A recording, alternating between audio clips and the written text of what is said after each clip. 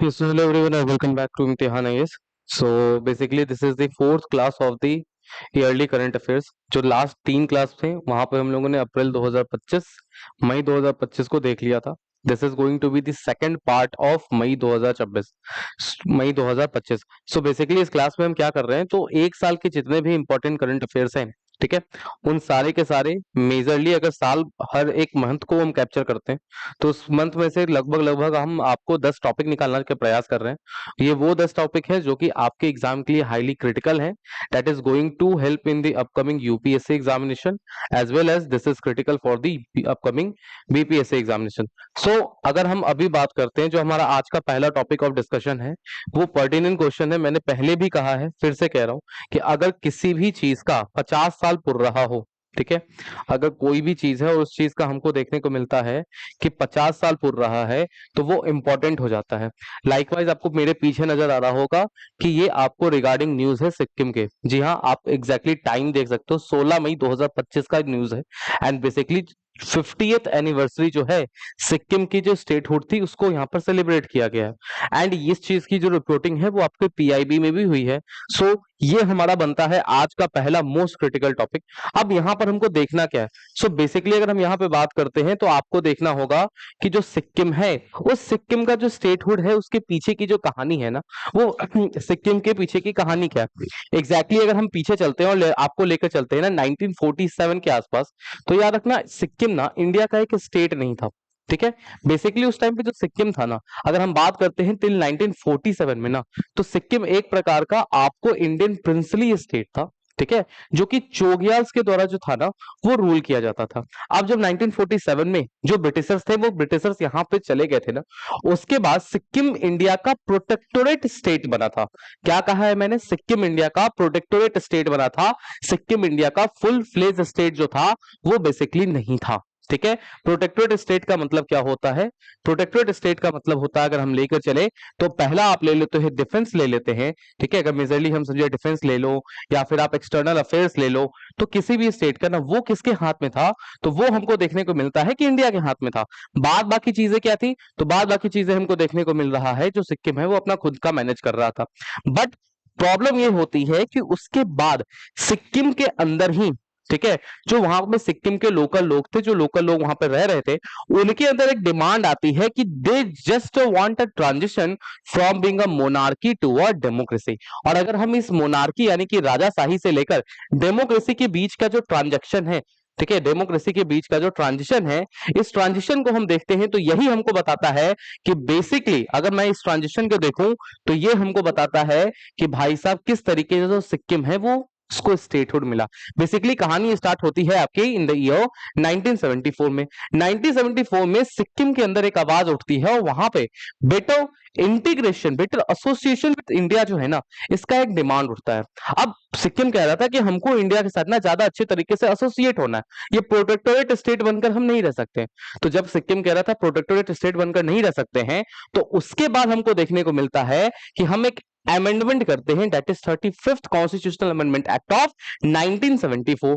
अब इसके बाद ना सिक्किम जो है ना, सिक्किम को हम बनाते हैं इंडिया का एसोसिएट स्टेट। जो सिक्किम था वो सिक्किम बन जाता है इंडिया का आपका एसोसिएट स्टेट। सो पहला जो अमेंडमेंट होता है जो आपके लिए एग्जाम के लिए इंपॉर्टेंट है, that is the 35th constitutional amendment act 1974।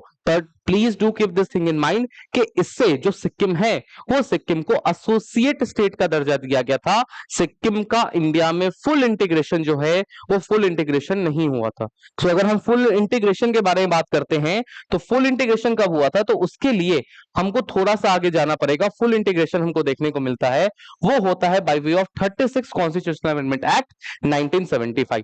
अब बेसिकली 36 कॉन्स्टिट्यूशनल अमेंडमेंट एक्ट के बारे में बात करते हैं कि होता क्या है सिक्किम में ना। इससे पहले हमको देखने को मिलता है कि एक रेफरेंडम करवाया जाता है। अब बात आती है कि सर जो रेफरेंडम था वो रेफरेंडम का मतलब क्या होता है। अगर हम डायरेक्ट डेमोक्रेसी के बारे में बात करते हैं ना तो उसके बहुत सारे टूल्स आते हैं, और उस टूल्स में एक हमको देखने को मिलता है, उसके उपकरण में एक चीज हमको देखने को मिलती है जिसको हम कहते हैं आपका बेसिकली रेफरेंडम। रेफरेंडम में ना कोई भी अगर मानो कोई एक मुद्दा है तो उस मुद्दा के ऊपर जो पब्लिक होती है, जो आम जनता होती है, उस आम जनता से हम वोट करवा लेते हैं कि भाई साहब आप खुद ही बता दो कि आपका पॉइंट ऑफ व्यू, आपका जो डिसीजन है किसी एक पर्टिकुलर चीज के ऊपर, वो डिसीजन बेसिकली हमको क्या देखने को मिल रहा है। तो जब यहाँ पे रेफरेंडम हुआ था तो उसमें सिक्किम के जो लोग थे ना, उन्होंने चोग्याल की संस्था को समाप्त करने और सिक्किम को भारत का अभिन्न अंग बनाने के लिए मतदान किया था। अब जब ये रेफरेंडम का रिजल्ट हमको देखने को मिल जाता है, सिक्किम के लोगों ने ही कह दिया था कि हमको भारत में मिलना है, उसके बाद एक और कॉन्स्टिट्यूशनल अमेंडमेंट एक्ट होता है। उस कॉन्स्टिट्यूशनल अमेंडमेंट का एक्ट हमको बेसिकली देखने को मिलता है, that is basically your 36th constitutional amendment act of 36 constitutional amendment act of 1975। सो अगर एग्जाम में क्वेश्चन आता है कि 35 है या 36 है, it is exactly the 36 constitutional amendment act of 1975, जिसके अकॉर्डिंग हमको क्या देखने को मिलता है कि बेसिकली जो सिक्किम है, उस सिक्किम का बेटर इंटीग्रेशन जो है वो इंडिया के अंदर एक्चुअल इंटीग्रेशन होता है और इंडिया सिक्किम को भारत का एक अभिन्न राज्य, अभिन्न अंग, फुल फ्लेज स्टेट के तौर पर स्थापित किया जाता है। ठीक है, पहले क्या था, क्या क्या चीज याद रखना है। पहला चीज जो कॉपी में आएगा वो चोगियाल आएगा, दूसरा चीज आएगा 35th कॉन्स्टिट्यूशनल अमेंडमेंट एक्ट आएगा, तीसरा आएगा 36 कॉन्स्टिट्यूशनल अमेंडमेंट एक्ट। ये वो तीन मेजर चीज है जो आपके ध्यान में होना चाहिए, जो सिक्किम से रिलेटेड है और एग्जाम के अंदर क्या है आपका क्वेश्चन, एक पर्टिनेंट क्वेश्चन जो है वो बेसिकली यहां पे बन सकता है। Now coming to the most important question जो साल भर न्यूज में चल रहा है। अब कोई चीज साल भर न्यूज में चल रही है, इसका मतलब है it is important for the prelims point of view, prelims के लिए भी इंपॉर्टेंट है।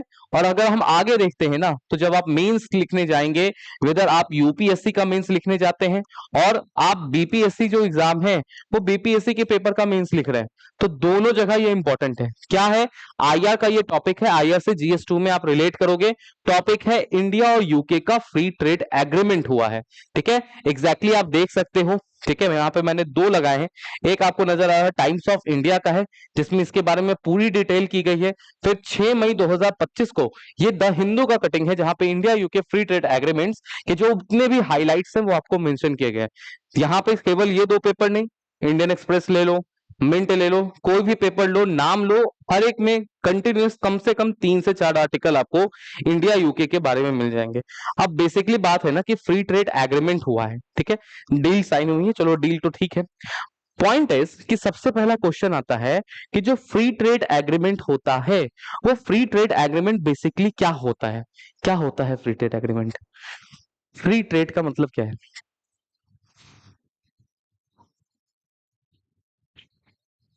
हम्म, देखो सिंपल से अगर हम बात करें ना कि फ्री ट्रेड एग्रीमेंट बेसिकली क्या होता है, फ्री ट्रेड एग्रीमेंट ना, अगर आप वर्ल्ड ट्रेड ऑर्गेनाइजेशन में जाते हैं, अगर आप डब्ल्यूटीओ में जाते हैं ना, तो डब्ल्यूटीओ के अंदर एक क्लॉज आता है, उसको कहते हैं फेवर्ड मोस्ट फेवर्ड नेशन, जिसको हम बेसिकली एमएफएन क्लॉज के नाम से भी क्या है, तो एमएफएन क्लॉज के नाम से भी जानते हैं, that is most favoured nation clause.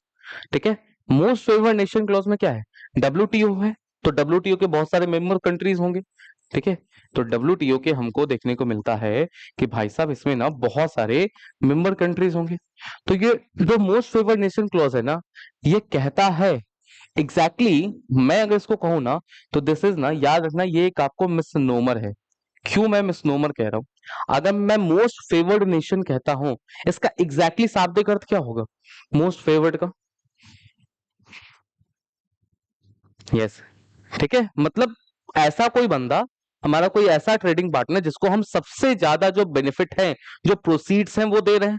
लेकिन यहाँ पे ना इसका ठीक उल्टा होता है। मोस्ट फेवर्ड नेशन का क्लॉज है वो ये कहता है कि मानो कोई भी एक डब्ल्यूटीओ मेंबर कंट्री है, अगर वो कुछ फेवर, अगर ये कंट्री ना कुछ फेवर एक कंट्री को दे रहा है, ये अगर किसी भी एक कंट्री को कुछ भी फेवर दे रहा है, ठीक है, इट मींस इस कंट्री को, this country has to, this country has to, ये जो फेवर ये दे रहा है ना, ये इसको अदर कंट्री को भी देना पड़ेगा, अदर कंट्री को भी देना पड़ेगा।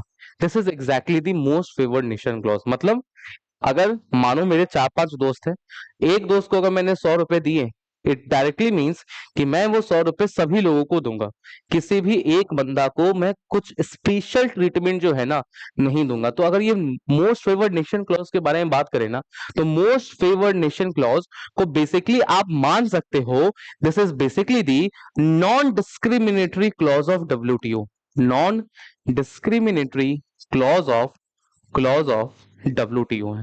ठीक है, अब मैं आपसे एक चीज पूछता हूं कि क्या इसका कोई एक्सेप्शन है? इसका एक एक्सेप्शन है, ठीक है, इसका हमको एक एक्सेप्शन देखने को मिलता है। And what is the name of the exception is, कि अगर हम इसके एक्सेप्शन के बारे में बात करते हैं ना, कि भाई साहब इसका जो बेसिक एक्सेप्शन है वो एक्सेप्शन क्या है, तो वो एक्सेप्शन हमको वो सॉरी वो एक्सेप्शन जो है बेसिकली वो हमको फ्री ट्रेड एग्रीमेंट देखने को मिलता है। फ्री ट्रेड एग्रीमेंट देखने को मिलता है।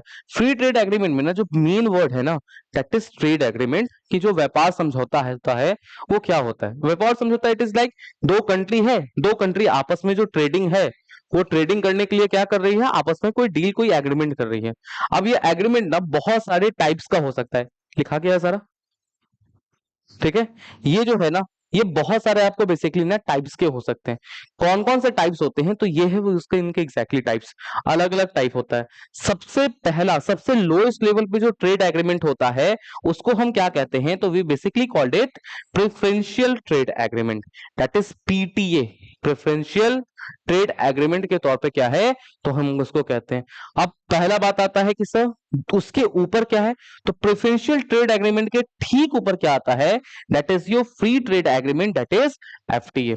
नाउ द क्वेश्चन इज कि सर पीटीए और एफटीए के बीच का जो डिफरेंस है वो डिफरेंस हमको क्या देखने को मिलता है। So when I am talking about the difference between the PTA and the FTA, PTA का मतलब होता है it is like let's say suppose कि दिस इज इंडिया, ठीक है, हमको देखने को मिल रहा है कि ये इंडिया है और ये यूके है, ठीक है।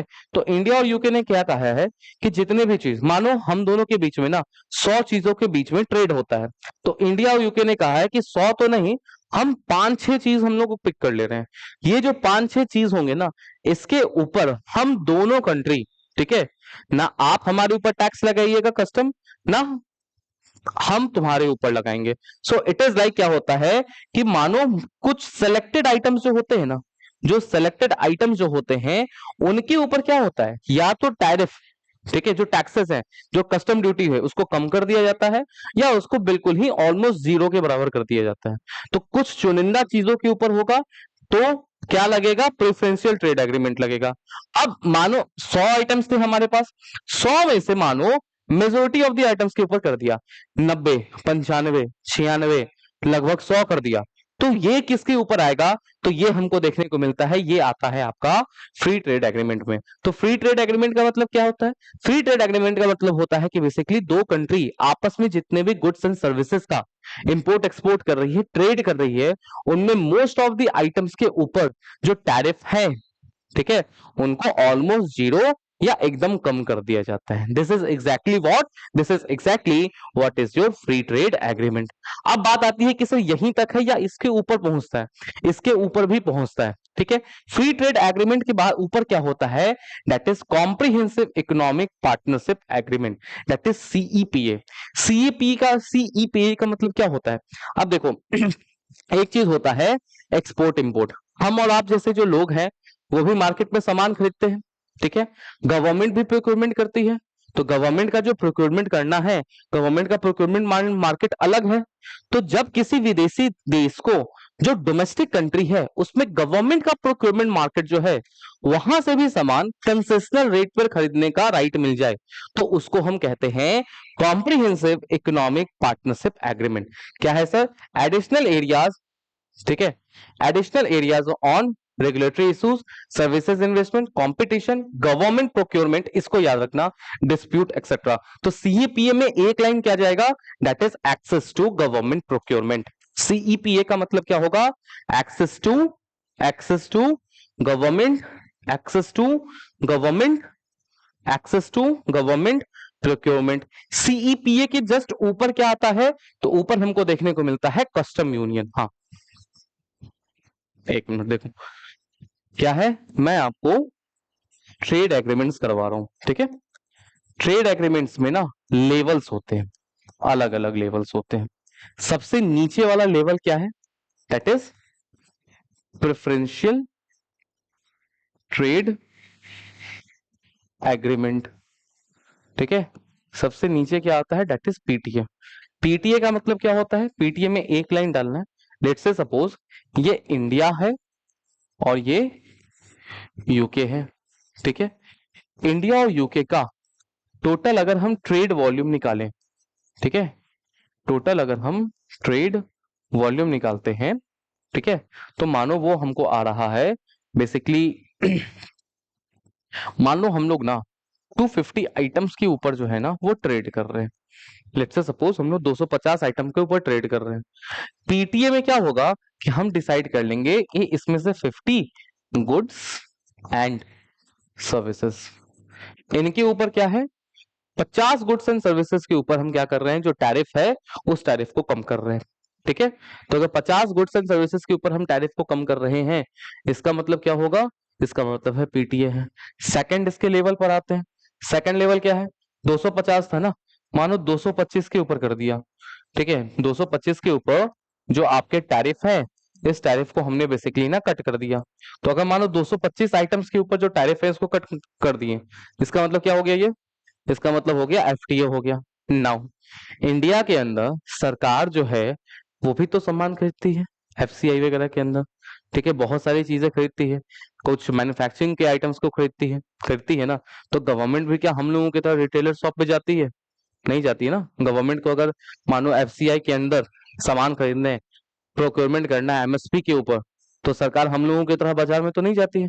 सरकार का प्रोक्योरमेंट मार्केट अलग है।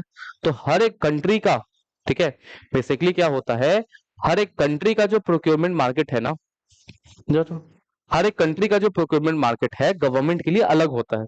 तो यहाँ पे क्या है, इंपोर्ट और इंपोर्टर एक्सपोर्टर के लेवल पे बात हो रही है। किसी कंट्री को इंपोर्ट करना है, ठीक है, मानो यूके को इंडिया से कुछ इंपोर्ट करना है, ठीक है, बासमती राइस करना है, तो दो जगह से हो सकता है। एक गवर्नमेंट जहां से प्रोक्योर करी है वो, और एक होगा कि वो नॉर्मल कंडीशन में एक्सपोर्टर से लेगी। तो अब जब हम इनको मानो कोई एक सिलेक्टेड आइटम्स गुड्स हैं और उसके लिए अगर यूके को इंपोर्ट करना है इंडियन कोई भी आइटम, तो यहाँ पे ना जो गवर्नमेंट प्रोक्योरमेंट का जो साधन था, ये वाला रूट हमने खोल दिया कि आप यहां से ले लो। हाँ, क्योंकि गवर्नमेंट वहां से प्रोक्योर करती है, तो यहाँ पे एग्जैक्टली पूरा फ्री नहीं होगा। कुछ रेगुलेटरी मेजर्स हम यहाँ पे रखेंगे, कुछ नियंत्रण होल्ड आपके ऊपर रखेंगे, सो दैट चीजें बाउंस बैक ना कर जाए। तो अगर गवर्नमेंट के प्रोक्योरमेंट के जो ऑप्शंस हैं वो दूसरी कंट्री के लिए भी अवेलेबल हो जाते हैं, तो उसको क्या कहा जाता है? उसको कहा जाता है सीईपीए। क्लियर है? डन। सीईपीए के ऊपर क्या था? सीईपीए के जस्ट ऊपर था कस्टम यूनियन। ठीक है, सीईपीए के जस्ट ऊपर क्या होता है? तो इसके ऊपर जो ट्रेड एग्रीमेंट्स होते हैं उसको हम कहते हैं कस्टम यूनियन। कस्टम यूनियन में क्या होता है? Zero duty trade among countries and common tariff against rest of the world. मतलब आ जाओ इसको समझते हैं। ये इंडिया है, ये इंडिया है, ये रशिया है, ठीक है, ये रेस्ट ऑफ द वर्ल्ड है, रेस्ट ऑफ द वर्ल्ड है। ठीक है, मान लो अभी जो जियो पॉलिटिक्स चल रहा है उस जियो पॉलिटिक्स को देखें। बेसिकली इंडिया एंड जो यूएसए है और जो ईरान है, टेंशन चल रहा है, इसराइल के साथ टेंशन चल रहा है, मिडिल ईस्ट वोलाटाइल हो रखा है। ठीक है, उससे पहले रसिया यूक्रेन का क्राइसिस चल रहा था। जब रसिया यूक्रेन का क्राइसिस चल रहा था, NATO was one that association जो कंटिन्यूअसली इंडिया के ऊपर प्रेशर डाल रहा था कि आप ओपनली जाके रशिया के अगेंस्ट जाके बोलो। ठीक है, अब क्या हुआ है?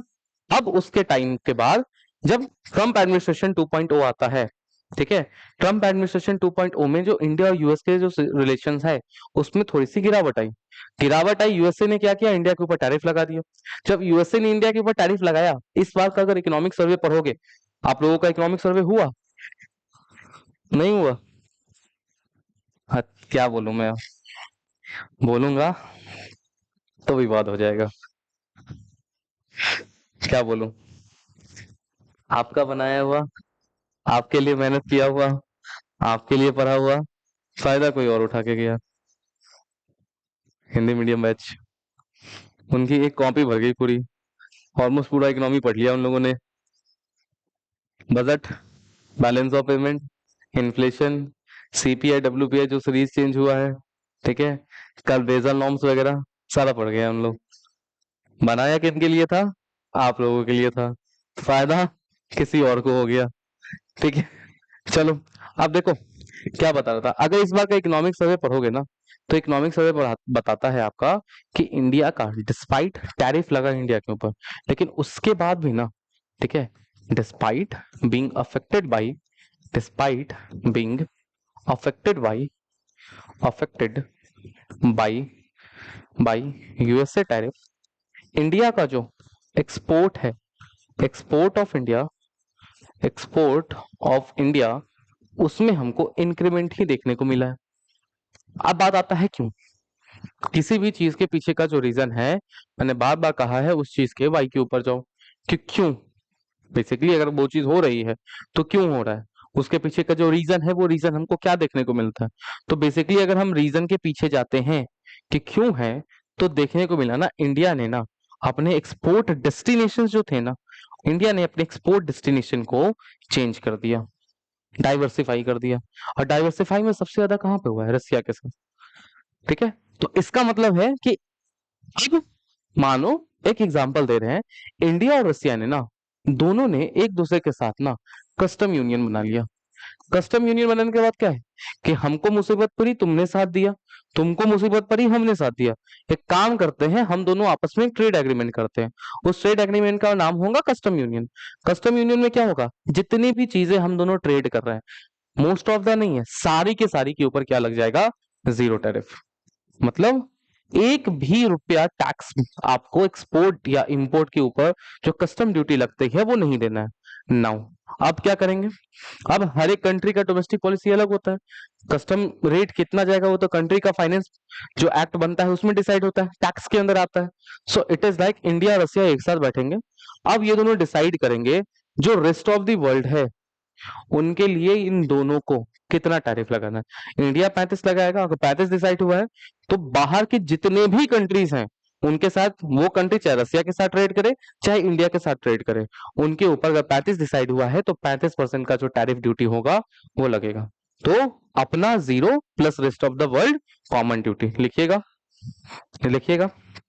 Zero duty, zero duty on on trade items, trade items, zero duty, zero duty on trade items, on trade items, ठीक है, among themself, among themself and and and among themself and common tariff, common tariff for rest of the world, common tariff for rest of the world.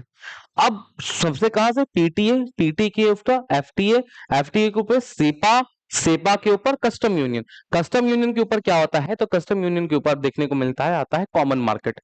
Common market को कैसे याद रखना है, free movement of labour and capital, ठीक है। अभी क्या था, हम बस ट्रेडिंग कर रहे थे ना, तो ट्रेडिंग नहीं, अब बेसिकली क्या होगा, इंडिया के लोग यूके जाएंगे, यूके के लोग इंडिया जाएंगे, बिल्कुल फ्री मूवमेंट है, किसी भी प्रकार का जो रेगुलेशंस वगैरह हैं हम उनको फ्री कर देंगे। इट इज लाइक तुम जैसे एक स्टेट से दूसरे स्टेट में मूवमेंट करते हो, उस तरीके से लेबर और कैपिटल का जो मूवमेंट है, जो इन्वेस्टमेंट है, वो मूव कर सकता है, ठीक है। तो दैट इज, उसको क्या कहते हैं, कॉमन मार्केट। सबसे हाईएस्ट लेवल का जो ट्रेड एग्रीमेंट होता है उसको हम कहते हैं इकोनॉमिक यूनियन। इकोनॉमिक यूनियन को डीपेस्ट लेवल ऑफ इंटीग्रेशन कहा जाता है, जिसमें इकोनॉमिक पॉलिसीज जो है ना वो कॉमन हो जाती है। इट इज लाइक, अगर बात करो कोई दो देशों के बीच, कोई दो, मतलब मानो कोई दो तीन देश है, उनके बीच में एक इकोनॉमिक यूनियन बना हुआ है। इकोनॉमिक यूनियन का मतलब होगा कि इनकी जो इकोनॉमिक पॉलिसी होगी ना वो सेम होगा। और इससे भी हाई लेवल क्या होता है कि जैसे हमारे यहाँ है ना अलग अलग इकोनॉमिक इंस्टीट्यूशंस हैं, आरबीआई वगैरह, हम क्या करेंगे, एक कॉमन इंस्टीट्यूशन ही सेटअप कर देंगे कि वही क्या है, वो इकोनॉमिक पॉलिसी डिसाइड करेगा। वो जो इकोनॉमिक पॉलिसी डिसाइड करेगा वो उनके लिए भी होगा वो हमारे लिए भी होगा। कभी कभी आप देखते होंगे यूरोपियन यूनियन में क्या होता है, यूरोपियन यूनियन ने डिसाइड कर लिया इसका अंदर पूरे यूरोप के अंदर जितने भी देश हैं उनके ऊपर क्या है, उनकी जो पॉलिसी होती है, इकोनॉमिक पॉलिसी होती है, वो बेसिकली हमको देखने को मिलता है कि सेम होती है। सो ये वो लेवल्स होते हैं ट्रेड एग्रीमेंट का। यहां तक क्लियर है? तो अभी क्या हुआ है, अभी इंडिया और यूके के बीच में हमको ट्रेड एग्रीमेंट साइन हुआ। This is called as the basic, ये वो बेसिक है जहां से क्वेश्चन आएगा। नाउ सेकंड क्या था सर? मैंने हमेशा कहा है पहला होता है बेसिक, दूसरा होता है रीसेंट डेवलपमेंट के। अभी जो रीसेंट डेवलपमेंट हुए ना, मोस्ट फेवर्ड नेशन मैंने बता दिया, ठीक है। अभी जो रीसेंट डेवलपमेंट हुए हैं, उस रीसेंट डेवलपमेंट में बेसिकली जो मेजर पॉइंट है वो क्या आया है? सबसे पहला बात आया है ट्रेड वॉल्यूम का, ठीक है। ट्रेड वॉल्यूम नंबर वन का जो पॉइंट है वो आपको डालना है। सबसे बड़ा फैक्टर क्या है? That is basically your trade volume. तो अगर इंडिया और यूके के बीच का हम ट्रेड वॉल्यूम देखें तो इसने कहा है कि 2030 तक इंडिया और यूके के जो बाइलेटरल ट्रेड है उसको यूएस डॉलर 120 मिलियन, ठीक है, यानी कि 120 बिलियन अमेरिकी डॉलर जो है वो बेसिकली हमें 120 बिलियन अमेरिकी डॉलर कर देना है, ठीक है। This is the first point जो आपको ध्यान में रखना है। सेकंड है the FTA grants zero duty access for 99% of Indian export to UK including textile, apparel, leather, footwear, marine product, sport goods, toys, gems, jewellery, auto parts, engineering. मतलब जितने भी इंडिया अगर 100 चीजों का निर्यात करता है तो उसमें से 99 चीजों के ऊपर बेसिकली क्या है, तो बेसिकली जीरो ड्यूटी हमने लगाया। क्या आ रहा है? 99%। मैंने एफटीए में क्या बोला था कि 100 नहीं होगा, मोस्ट ऑफ द होगा, 90 होगा, 95 होगा, 96 होगा। कनेक्ट हो गया? क्यों हम इसको क्या कर रहे हैं? एफटीए कर रहे हैं, ठीक है। डन। नाउ थोड़ा सा हम और इसको ना आगे मूव करते हैं। इसके अलावा क्या है, अगर हम बात करते हैं ना ऑटोमोबाइल्स टैरिफ के बारे में, जो बेसिकली जो व्हीकल्स वगैरह होते हैं, अगर उनके बारे में बात करें, उनका जो एक्सपोर्ट इंपोर्ट हो रहा है, तो वहां पे जो टैरिफ कट हुआ है वो 10% का हुआ है, ठीक है। जो पहले क्या था 100 था, अब यहाँ पे अंडर कोटा इसको हमने 10% कर दिया है। It also promotes labour mobility, about 100 additional annual visas for Indian professionals particularly in IT and health care. इसका मतलब है एफटीए जो है ना, ये एफटीए का लेवल भी हमने बढ़ाया। लेबर मूवमेंट के बारे में मैंने कहां पे बताया था? अगर हम लेबर मूवमेंट के बारे में बात करते हैं तो बेसिकली लेबर मूवमेंट हमारा कहां पे आ रहा था? लेबर मूवमेंट के बारे में अगर हम बात करते हैं तो बेसिकली लेबर का फ्री मूवमेंट कहां हो रहा था? That is under the common market. तो एफटीए भी है, लेकिन एफटीए का जो लेवल है वो हमने इंक्रीज किया है, यानी कि इंडिया और यूके की इकोनॉमी में जो इंटीग्रेशन है इस एफटीए के थ्रू हमने बढ़ा दिया। पहला 99% पे कट कर दिया, ऑटोमोबाइल्स में कट कर दिया, उसके बाद जो फ्री मूवमेंट ऑफ लेबर है वो भी किया है। कैसे किया है फ्री मूवमेंट ऑफ लेबर? तो फ्री मूवमेंट ऑफ लेबर में हमको देखने को मिल रहा है फ्री मूवमेंट ऑफ लेबर में देखने को मिल रहा है कि हर साल 100 वीजा ज्यादा इशू होगा। अभी जितना भी इशू हो रहा है उससे 100 वीजा ज्यादा इशू होगा। कहां कहां पे? एक तो आईटी सेक्टर में और दूसरा हमको देखने को मिलता है हेल्थ केयर के अंदर, ठीक है। डन। अब एक चीज का heading banana, that is most important, जो यहां पर है वो हमको देखने को मिलता है डबल कंट्रीब्यूशन कन्वेंशन। यहाँ पे इंडिया और यूके के एफटी में बोला गया है जो बेसिकली डीसीसी है ना, अब एक चीज को लागू की गई है, that is called as double contribution convention. Double contribution convention क्या होता है? ठीक है, so the topic of discussion is here double contribution convention, ठीक है। और sir it is basically your double contribution convention. So अगर हम डबल कंट्रीब्यूशन कन्वेंशन के बारे में बात करें ना, मान लो कि ये ना कोई एक व्यक्ति है, ठीक है। मान लीजिए सर कि ये आपका कोई एक व्यक्ति है, कोई पर्सन है। ये पर्सन बेसिकली मानो एम्प्लॉय है, कहीं का काम कर रहा है, तो इसकी जो भी सैलरी होगी, ठीक है, एम्प्लॉय है तो इसका जो भी सैलरी होगा उसका X% क्या होता है, वो एम्प्लॉयर कंट्रीब्यूट करता है, ठीक है। जो पीएफ होता है, प्रोविडेंट फंड जाता है, और उसका सेम X या Y% मान लो वो क्या होता है, जो एम्प्लॉय होता है, ठीक है, उसके सैलरी से कट होके जाता है, ठीक है। अगर मानो कट होके जा रहा है तो एक चीज बताइएगा, आपका जो सैलरी है, आपका जो हाथ में डिस्पोजेबल इनकम है, वो बढ़ रहा है कि घट रहा है? ठीक है, आपके नाम पे आपके पीएफ के तौर पे पैसे कटे हैं, वो आगे के लिए आप एज अ सोशल सिक्योरिटी के तौर पे काम करेगा आपके लिए। लेकिन ठीक है, वो आगे जाके गवर्नमेंट सिक्योरिटीज बॉन्ड्स वगैरह में इन्वेस्ट होता है, फिर पैसे आपको मिलते हैं।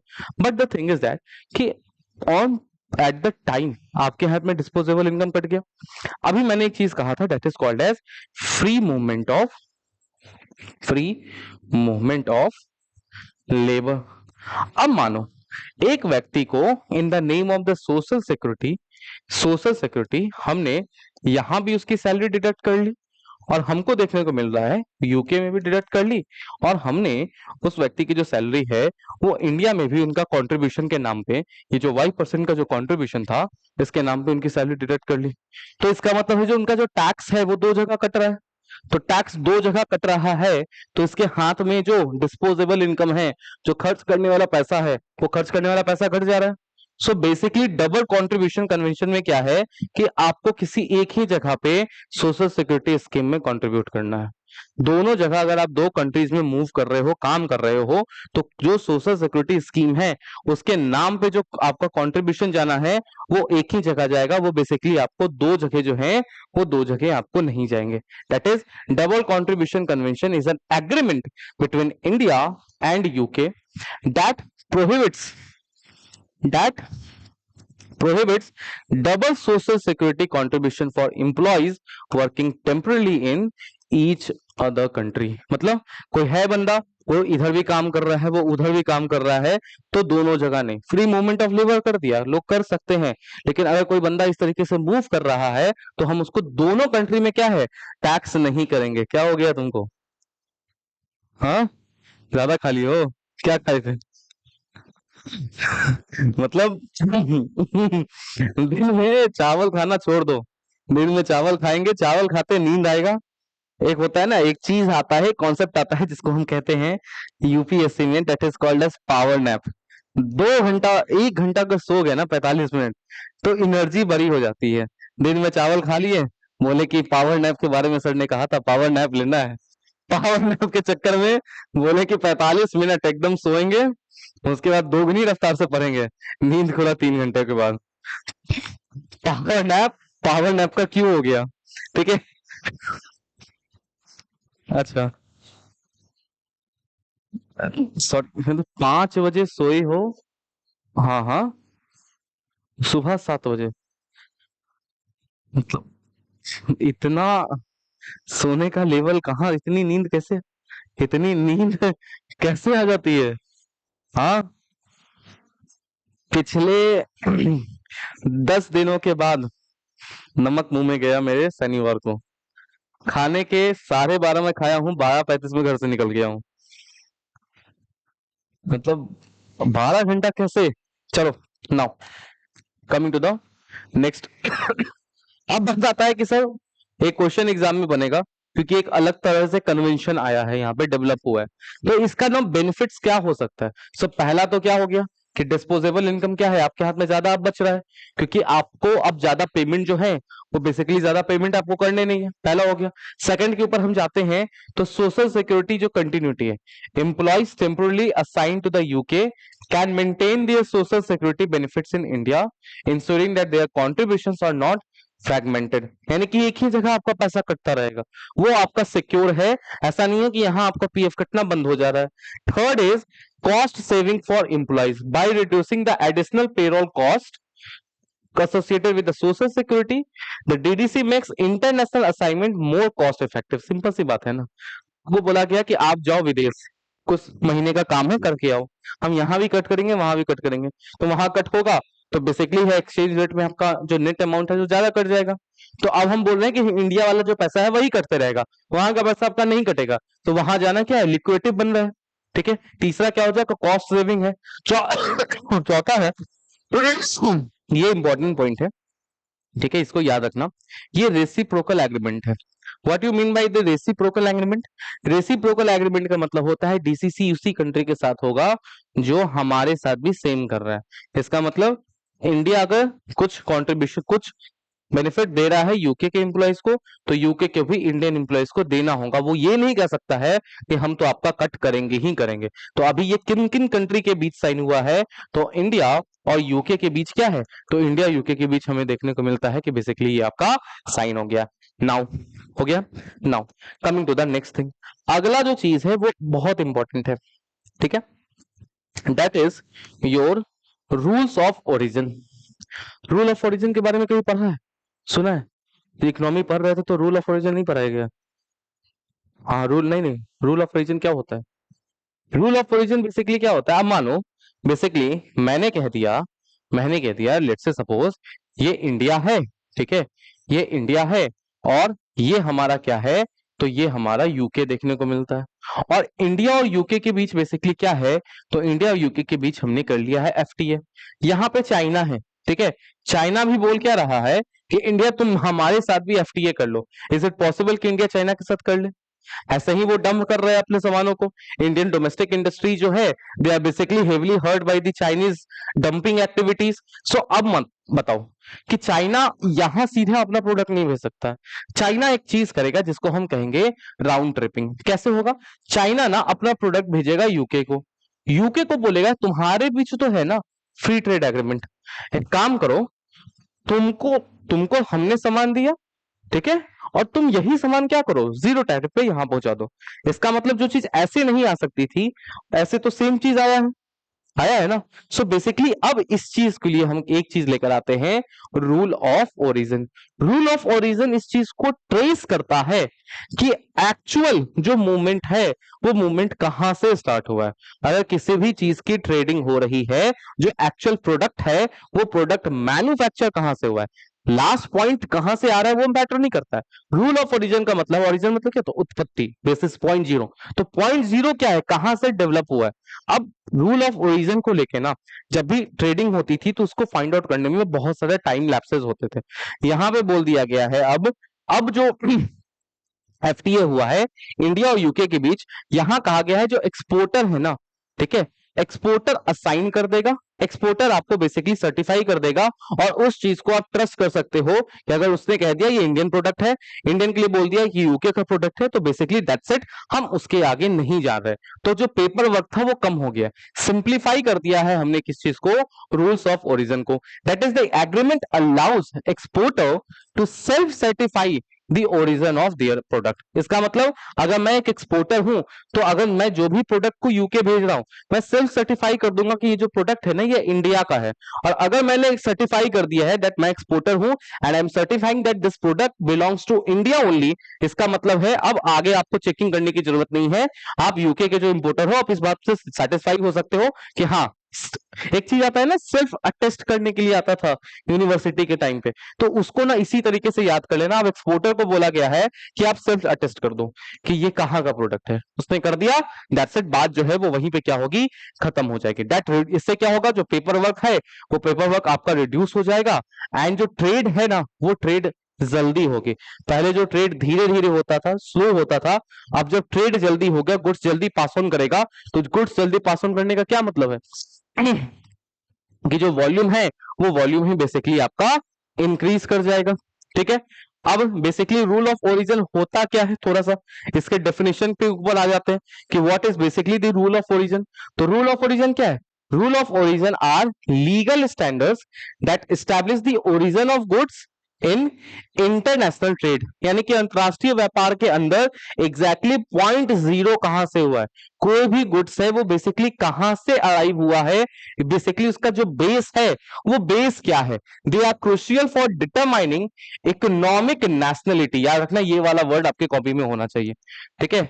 किस चीज के लिए किया जाता है, इकोनॉमिक नेशनलिटी के लिए अराइव करने के लिए of product which affects how they are treated under various trade policy such as tariff, quotas and anti-dumping measures, anti-dumping measures, clear है।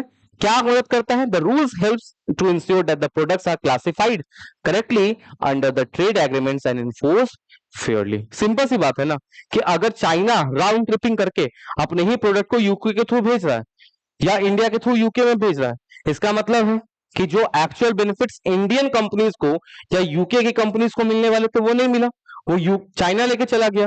तो इसके लिए हम क्या लेकर आते हैं, रूल ऑफ ओरिजिन लेकर आते हैं। पहले जितना पेपर वर्क इसमें होता था उस चीज को अब हमने कम कर दिया है। सेल्फ अटेस्ट कोई भी क्या है, जो एक्सपोर्टर है इंडिया का, वो बेसिकली सेल्फ अटेस्ट कर सकता है। जैसे ही उसने सेल्फ अटेस्ट किया, कहानी है जो वहीं पर आपको समाप्त हो जाएगी। डन, क्लियर है, कोई दिक्कत यहां तक में? चलो आगे चलते। एक चीज और हुई है, और क्या रीसेंट डेवलपमेंट है?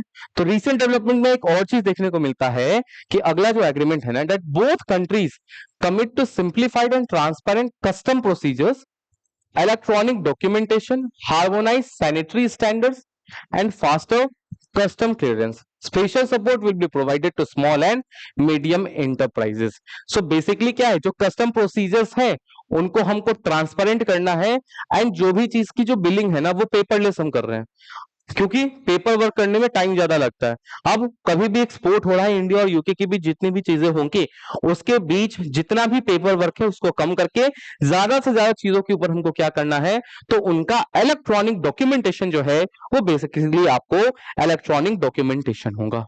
Done, clear? लिखना, लिखिए जल्दी लिखिए।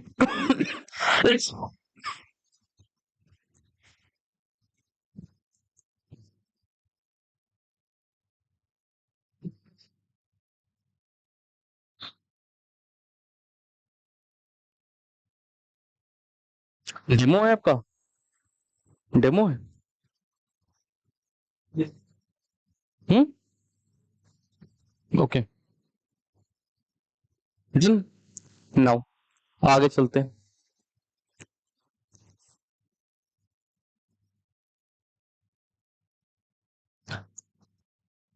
एक चीज आती है गवर्नमेंट प्रोक्योरमेंट। गवर्नमेंट प्रोक्योरमेंट यानी कि सरकारी खरीद, इसके बारे में बता ही दिया है। हम जो खरीदते हैं और जो सरकार खरीदती है उसका मार्केट क्या होता है, अलग अलग होता है। तो इस एफटीए के बाद क्या हो रहा है, तो जो यूके की कंपनीज है they will basically gain access to India's government procurement market in areas like transport, health care and energy under specified regulatory framework. That is UK की कंपनियां विशिष्ट नियामक ढांचे के तहत परिवहन, स्वास्थ्य सेवा और ऊर्जा जैसे क्षेत्रों में भारत के सरकारी खरीद बाजारों तक पहुंच प्राप्त कर सकेंगे। इसका मतलब गवर्नमेंट को इंडिया में कोई मार्केट चीज खरीदना होता है ना, तो गवर्नमेंट जहां से खरीदता है ना, अब यूके की कंपनी जो है वो भी वहीं से खरीद सकती है। लेकिन याद रखना ये सारे चीज के लिए नहीं है, तीन ही चीज के लिए क्या गया है। नंबर वन क्या है, ट्रांसपोर्ट, यानी कि यातायात संबंधित चीजें खरीदनी है। नंबर टू में क्या है कि अगर आपको हेल्थ केयर सर्विसेज को लेना है, ठीक है। नंबर थ्री में आता है एनर्जी, अगर आपको एनर्जी रिलेटेड कोई भी चीजें को खरीदना है। इसके अलावा और किसी भी चीज पे हमने टोटल फुल एक्सेस जो है वो नहीं दिया।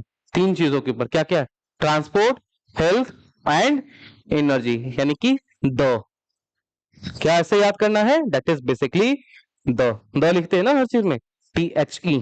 Clear? Done. So these are some important points that are related to the India UK free trade agreement. ठीक है, डन है, नोट बन गया। Now coming to the another most important topic, and अब याद रखना एक चीज आती है, अगर किसी भी एग्जाम का आप थीम पकड़ोगे ना, तो उस एग्जाम के थीम वाइज अगर आप एनालिसिस करते हो तो उसका एक थीम आता है डेट, रिपोर्ट एंड इंडिसेस। ठीक है, अब ये एक ऐसा चीज है जिसको आप कहीं पर भी ले जाकर फिट कर सकते हो। ये इकोनॉमी से भी रिलेट कर सकता है, एसडीजी इंडेक्स है वहां से भी कर सकते हो। ठीक है, करंट, कोर करंट वाला जो इशू होता है आप वहां पे भी इसको रिलेट कर सकते हो। सो बेसिकली अगर हम बात करते हैं ना एसडीजी इंडेक्स के बारे में, तो इस बार का जो सस्टेनेबल डेवलपमेंट गोल्स रिपोर्ट है, नंबर वन क्वेश्चन, ये जो रिपोर्ट है वो पब्लिश किसके द्वारा किया जाता है, तो याद रखना United Nation sustainable development solution network के द्वारा रिलीज किया जा रहा है 2016 से। किसके द्वारा, तो that is United Nation sustainable development solution network, UNSDSN के द्वारा क्या है बेसिकली इसको हम रिलीज करते हैं। पॉइंट इज दैट कि सर इस बार का रिपोर्ट ज्यादा इंपॉर्टेंट क्यों है, इस बार का रिपोर्ट ज्यादा इंपॉर्टेंट इसलिए है क्योंकि पहली बार इस रिपोर्ट में इंडिया का रैंक जो है वो 100 के अंदर आया है। आज तक कभी नहीं आया था, पहली बार इंडिया का रैंक क्या है, 100 के अंदर आया है। That for the first time India has entered into top 100 in SDG index, ranking 99th out of 167 countries, यानी कि इंडिया का इस बार का रैंक कितना है, तो इंडिया का रैंक हमको इस बार 99 देखने को मिल रहा है। तो क्योंकि ये क्या है, एक तो रिपोर्ट थी, रिपोर्ट के बाद first of the kind event बन गया, पहली बार कोई चीज हुई है। कोई भी चीज अगर पहली बार हो रही है, इसका मतलब है कि वो चीज क्या है, आपके एग्जाम के लिए इंपॉर्टेंट हो जाता है। ठीक है, नाउ अब थोड़ा सा ना इस रिपोर्ट को अंदर हम जाते हैं कि बेसिकली ये जो इंडेक्स है ये करता क्या है। सो बेसिकली ये इंडेक्स यही आपको मेजर करता है कि सस्टेनेबल डेवलपमेंट गोल्स थे ना, जो 2015 में हमने अडॉप्ट किए थे, 17 आपको बेसिकली एसडीजी गोल्स थे, उसमें कोई भी कंट्री जो है ना, जो कंट्रीज हैं, वो कंट्री बेसिकली कितना ऑन ट्रैक है उन गोल्स को अचीव करने के लिए। You will be surprise to see कि थोड़ा सा इस रिपोर्ट के अगर हम आगे जाते हैं ना, मैं इस रिपोर्ट को दिखाऊं तो यहां पर एक चीज कही गई है कि 2025 का जो रिपोर्ट है ना, उसने कहा है कि कोई भी कंट्री, कोई भी, एक इंडिया के बारे में नहीं, विश्व का कोई भी कंट्री 17 में से किसी भी सस्टेनेबल डेवलपमेंट गोल को 2030 तक अचीव नहीं कर पाएगी। That according to 2025 SDR, none of the 17 global goals are on track to be fully achieved by 2030। India का बात छोड़ो, कोई भी कंट्री जो है वो बेसिकली कर ही नहीं पाएगा। ठीक है, सब यूएसए वगैरह की तो बात ही छोड़ दो, उसने तो पेरिस क्लाइमेट डील से उसने अपना हाथ ही मोड़ लिया, वो पीछे ही चला गया। ठीक है, अब बेसिकली थोड़ा सा आगे जाते हैं, क्या करता है वो बता दिया। It measures, index basically measures overall progress towards achieving 17 sustainable development goals adopted by all UN member states in 2015। Second question जो आएगा एग्जाम का, वो आता है कि सर इसका स्केल कितना है। स्केल अगर बात करें ना, तो वो 0 से लेकर 100 तक होता है। 100 है यानी कि 2030 में आप एकदम सारे के सारे सस्टेनेबल डेवलपमेंट गोल्स जो है वो उनको अचीव कर लोगे, बिल्कुल ऑन ट्रैक हो। अगर आप जितना 0 की तरफ चल रहे हो, इसका मतलब है आपका जो प्रदर्शन है वो उतना ही ज्यादा उस कंट्री का प्रदर्शन खराब है। That is SDG index score is presented on a scale of 0 to 100 and with a score of 100 indicating full achievement of all goals. SDG index score 0 से 100 के पैमाने पर प्रस्तुत किया जाता है। 100 के स्कोर के साथ जो भी कंट्री आता है वो बताता है कि वो अपने जो एसडीजी गोल्स थे उनको पूर्णता रूप से सारे के सारे 17 के 17 गोल को वो क्या करेगा, अचीव कर लेगा। डन। अब आते हैं कि सर इंडिया का रैंक तो 99 आया है, बाद बाकी कौन सी कंट्रीज हैं जिसने टॉप किया है। तो इंडिया का रैंक कितना है, 99 है। ठीक है, 2025 में कितना रैंक आया है, 99 है। 2021 में इंडिया का अगर कोई रैंक पूछता है कि 2021 में इंडिया का रैंक कितना था, तो 2021 के अंदर जो इंडिया का रैंक है वो 120 था। तो ये जंप 120 से 99, 21 स्पॉट का जो है ना, जो जंप है वो हमको देखने को मिलता है। सेकंड क्वेश्चन, टॉप किसने किया, 167 इकोनॉमीज को मेजर करता है। ठीक है, किसी ने ना किसी ने तो टॉप किया होगा, अच्छा प्रदर्शन होगा। तो नंबर 1 पे कौन आया है, याद रखना नंबर 1 पर हमको फिनलैंड देखने को मिलता है। फिनलैंड का स्कोर कितना है, 87 है। नंबर 2 पे कौन है, तो नंबर 2 पे स्वीडन है एंड नंबर 3 पे डेनमार्क है। याद रखना ये वो 3 कंट्रीज हैं जो चाहे आप एसडीजी गोल्स के बारे में बात कर लें, या क्लाइमेट रिलेटेड किसी और गोल्स के बारे में बात कर लें, या डेवलपमेंट इंडेक्स के बारे में बात कर लें, ये या हैप्पीनेस इंडेक्स के बारे में बात कर लें, इन तीनों में ये कंट्रीज हमेशा आगे रहती हैं। नंबर 1 पे कौन है, तो नंबर 1 पे बेसिकली हमको फिनलैंड है।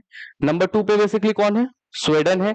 नंबर 3 पे कौन है, तो सर डेनमार्क है। अब थोड़ा सा ना रीजनल कंपैरिजन करते हैं कि थोड़ा सा इंडिया के आसपास वाले जो नेबरिंग कंट्रीज हैं उनकी रैंक और इंडिया के रैंक को कंपेयर करते हैं। इंडिया का रैंक कितना है, 99 है सर। ठीक है, रीजनल कंपैरिजन करते हैं। भूटान का जो रैंक है देख लो वो 74 आ रहा है। ठीक है, नेपाल का रैंक अगर हम बात करते हैं तो नेपाल का रैंक 85 है। एंड मालदीव्स का रैंक अगर बात करते हैं तो मालदीव्स हमको 53 के ऊपर देखने को मिलता है। और आगे आते हैं, श्रीलंका कहाँ है, श्रीलंका 93 पे है। बांग्लादेश और पाकिस्तान के बारे में बात करते हैं तो 114 और 140 है। दैट मीन्स ये जो इंडेक्स है ये इंडिया से जो हमारे इन्वायरमेंट रिलेटेड गोल्स है उनके लिए अच्छा पिक्चर नहीं देता है। ठीक है, 2 कंट्रीज को हटा दो, एक पाकिस्तान दूसरा बांग्लादेश, इसके अलावा जितने भी हमारे रीजनल कंट्रीज हैं ना जो आसपास में हैं, नेबरिंग कंट्रीज हैं, सबके सामने हम पीछे हैं। भूटान के ही सामने पीछे हैं, नेपाल के ही सामने पीछे हैं, मालदीव के भी सामने क्या है, तो हमको हम पीछे ही आ रहे हैं। अब ये यहाँ पे क्या है, स्टैंडिंग बता रहा है। अब बात आती है कि सर एक बात बताओ, इंडिया का जो रैंक है, ठीक है, अब बेसिकली बात आता है कि इंडिया का जो स्कोर है ना, वो इंडिया का स्कोर कितना है, तो इंडिया का स्कोर है 67 आउट ऑफ 100। तो स्कोर में क्या 50 से ऊपर है, 0 से 100 के बीच था, 0 से लेकर 100 के बीच था, उसमें हम 67 पे आ रहे हैं, 50 पे है तो इट इज लाइक हम मिड पे हैं, मतलब ऑन ट्रैक है, थोड़ा सा तो ठीक है, लेकिन एग्जैक्टली exactly देखिए तो हमारा कंडीशन ज्यादा खराब है। वाई? क्योंकि हम उन कंट्रीज से भी पीछे हैं जो अल्टीमेटली लास्ट में जाकर किसी भी सस्टेनेबल डेवलपमेंट गोल को क्या है, वो अचीव वैसे भी करने वाली नहीं है। Done? Clear? Now coming to the next topic. चलिए टाइम हो चुका है, so this is basically the last topic. कल क्लास सेम टाइम पर होगी, ठीक है? कल की क्लास के लिए एक टॉपिक दे रहा हूं, उस टॉपिक को थोड़ा सा पढ़ के आ जाइएगा। दैट इज, मैं अभी ही बता देता हूँ, it will take around 25 minutes more now, इसलिए अभी यहाँ पर हटा रहा हूँ। But the thing is that कि अगर हम बात करते हैं ना, तो मैंने कहा है कि जिस भी चीज का आपको 25 साल, 50 साल, 75 साल हो रहा है ना, वो इंपॉर्टेंट है। एक और ग्रुप है जो इंपॉर्टेंट है, दैट इज G7। ये G7 ग्रुप जो है ना, ये जो बना है इसके 50 साल पूरे गए हैं। 1975 में ये ग्रुप बेसिकली आप कह सकते हो काइंड ऑफ फॉर्मलाइज हुआ था, 2025 में 50 साल पूरे गए। सेकेंडली 2025 में ही इसका सबमिट भी हुआ है। सबमिट से रिलेटेड जो डिसीजन है प्लस G7 का जो बेसिक्स है वो इंपॉर्टेंट है, थोड़ा सा इसको पढ़ के आइएगा। आज यूके का फ्री ट्रेड एग्रीमेंट पढ़ लिया, कल का जो मेजर क्लास होगा उसमें हम जो G7 की सबमिट है वो उसको देखेंगे। चलिए आज के लिए इतना ही रखते हैं। थैंक यू एंड जय हिंद।